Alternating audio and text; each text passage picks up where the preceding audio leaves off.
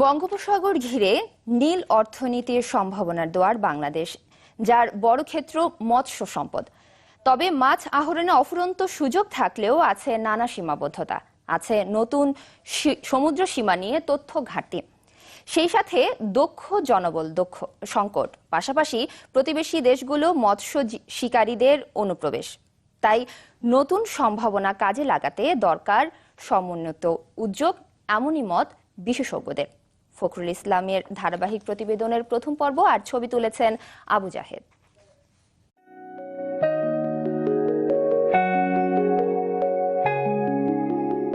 যেদিকে চোখ যায় কেবলই নীল জলরাশি, সেখানে অসীম সম্ভাবনার খোঁজে এই অভিযাত্রা।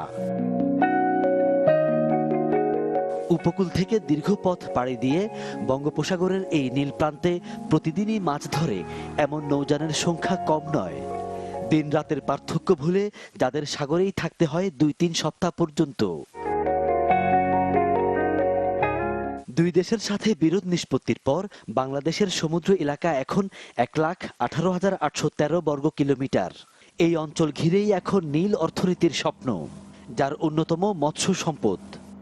পুরানো 4টা ফিশিং গ্রাউন্ড ছাড়াও এখন এটাকে আর একটা নতুন ফিশিং গ্রাউন্ড হিসেবে আমরা গণ্য করতে পারতেছি, কারণ এখানে গত 2 বছর ধরে আমরা প্রচুর মাছ ধরছি এই জায়গায়, যেটা অতীতে আমরা কোনোদিন ওইখানে ফিশিং করিনি।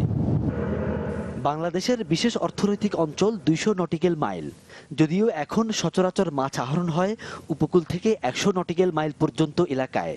মেরিন ফিশারিজকে নির্ভর করে সুনীল অর্থনীতির উন্নয়নের বিশাল অপরচুনিটি রয়েছে। ওইভাবে যদি আমরা যথাযথভাবে টার্গেট নিয়ে আগাইতে পারি, আমার তো মনে হয় এই শর্ট টার্মের মধ্যে আমাদের এই রিসার্চগুলোকে অ্যাডাপ্ট করে আমরা আমাদের সুনীল অর্থনীতিতে যথাযথ কন্ট্রিবিউট করতে পারি।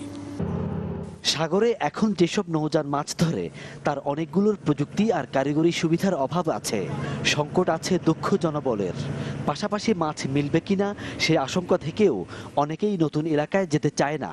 তবে পুরো এলাকায় অধিকার প্রতিষ্ঠায় প্রতিবেশী দেশগুলোর অনুপ্রবেশ অন্যতম বাধা বলেও মনে করেন কেউ কেউ।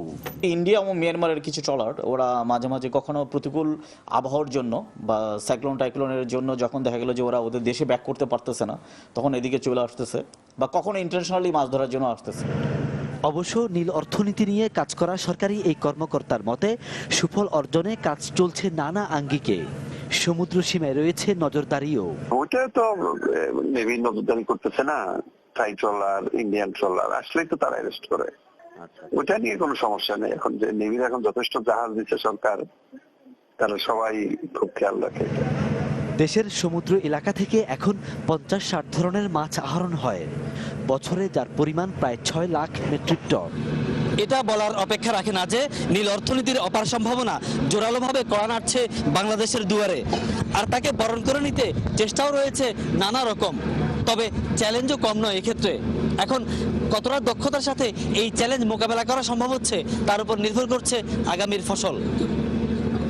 ফখরুল ইসলাম, চ্যানেল 24, বঙ্গোপসাগর।